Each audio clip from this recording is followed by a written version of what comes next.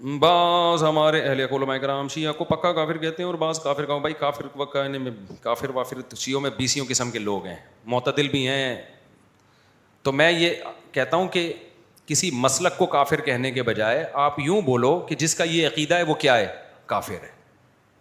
جو نبی کو حاضر ناظر جانتا ہے بلا کسی تعویل کے وہ کیا ہے, کافر ہے. جو نبی کو مشکل کشا مانتا ہے بلا کسی تعویل کے وہ کیا ہے, کافر ہے. تو جو حضرت عائشہ رضی اللہ تعالیٰ عنہ پہ زنا کی تہمت لگاتا ہے وہ کیا ہے, کافر ہے.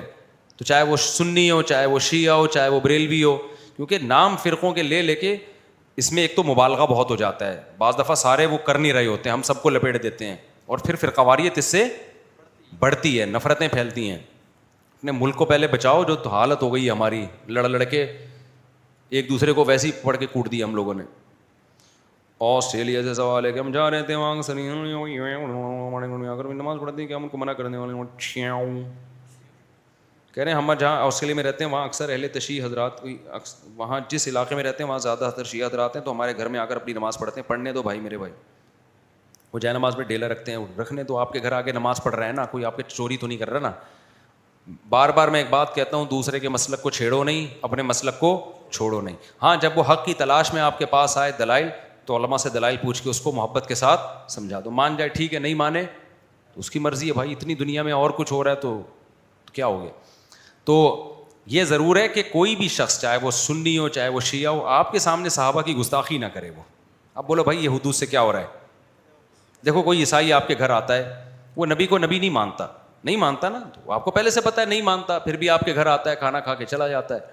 لیکن وہ آ کے آپ کے پیغمبر کو برا بھلا کہنا شروع کر دے, تو آپ کہو گے بھائی اب یہ کیا ہو رہی ہے, یہ زیادتی ہو رہی ہے. آپ کہو گے یہ کیا ہو رہی ہے, یہ زیادتی.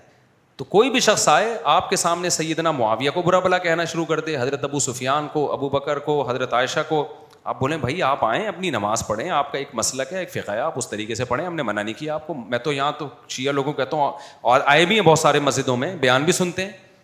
ایک دن کسی جذباتی نے پکڑ لیا کہ شیعہ آئے اور نکالو. میں نے کہا تو مجھے بہت غصہ آیا, میں نے کہا کس بیس پہ نکال رہے ہو بھائی, آپ مجھ سے پوچھے بغیر آپ یہ کام کر رہے ہو. تو یہ بدتمیز ہر جگہ پر ہوتے ہیں. میں نے کہا آئیں بیٹھیں بھائی. تو مجھ سے ملتے ہیں بہت سارے شیعہ لوگ بھی, میں کہیں جاتا ہوں نا اور بتا رہے ہوتے ہیں میں شیعہ ہوں لیکن آپ کو سنتا ہوں, تو ہمیں عادت نہیں ہے اس کو جا کے چھیڑنا شروع کر دیں, پن کرنا شروع کر دیں. میں کچھ بھی نہیں کہتا, ملک ہمارا ابھی لڑائی کا متحمل نہیں. جو سیکھنا چاہے, بات کرنا چاہے, تو آپ محبت عزت کے ساتھ بات کر لیں. اس سے آگے آپ اپنی حدود کو کراس نہ